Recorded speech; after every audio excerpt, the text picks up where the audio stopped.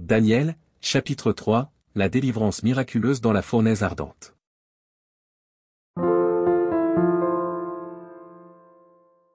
Le roi Nebuchadnezzar fit une statue d'or, haute de 60 coudées et large de 6 coudées.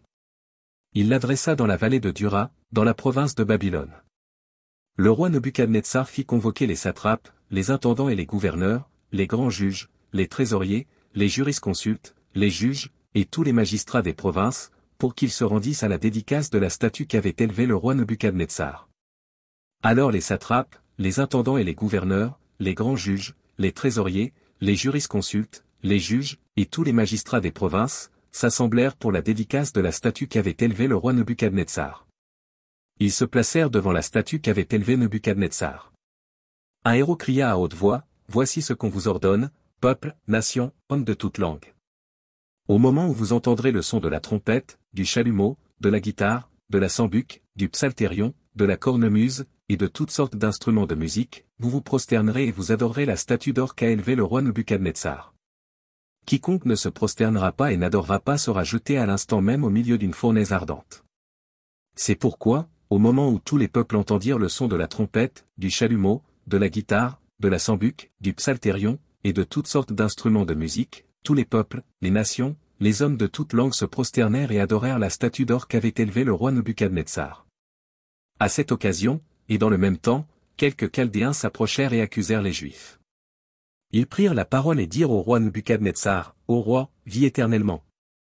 Tu as donné un ordre d'après lequel tous ceux qui entendraient le son de la trompette, du chalumeau, de la guitare, de la sambuc, du psalterion, de la cornemuse, et de toutes sortes d'instruments, devraient se prosterner et adorer la statue d'or.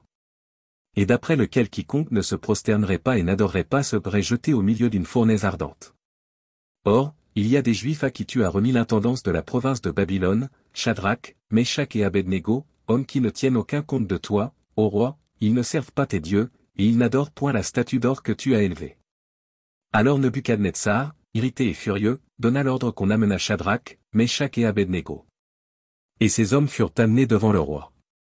Nebuchadnezzar prit la parole et leur dit, « Est-ce de propos délibérés, Shadrach, Meshach et Abednego, que vous ne servez pas mes dieux, et que vous n'adorez pas la statue d'or que j'ai élevée?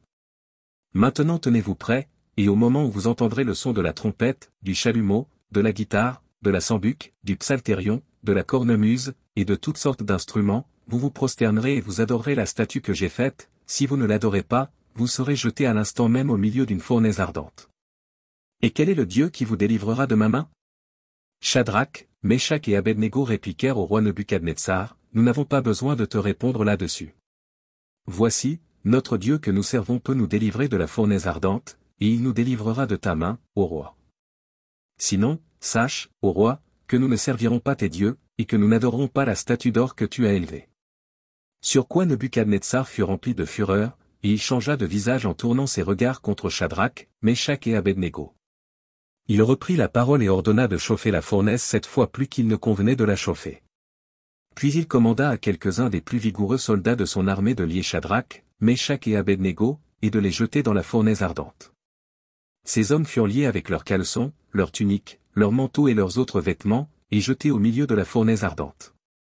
Comme l'ordre du roi était sévère, et que la fournaise était extraordinairement chauffée, la flamme tua les hommes qui y avaient jeté Shadrach, Meshach et Abednego. Et ces 3 hommes, Shadrach, Meshach et Abednego, tombèrent liés au milieu de la fournaise ardente. Alors le roi Nebuchadnezzar fut effrayé, et se leva précipitamment.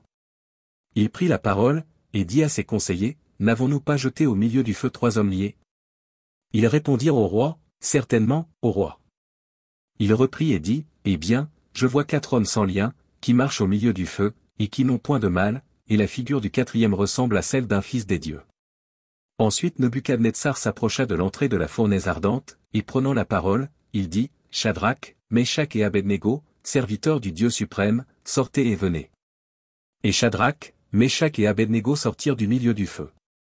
Les satrapes, les intendants, les gouverneurs, et les conseillers du roi s'assemblèrent. Ils virent que le feu n'avait eu aucun pouvoir sur le corps de ces hommes, que les cheveux de leur tête n'avaient pas été brûlés, que leurs caleçons n'étaient point endommagés, et que l'odeur du feu ne les avait pas atteints.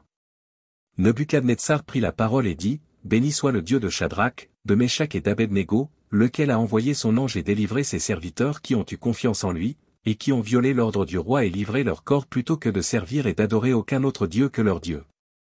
Voici maintenant l'ordre que je donne, tout homme, à quelque peuple, nation ou langue qu'il appartienne, qui parlera mal du Dieu de Shadrach, de Meshach et d'Abednego, sera mis en pièces, et sa maison sera réduite en un tas d'immondices, parce qu'il n'y a aucun autre Dieu qui puisse délivrer comme lui.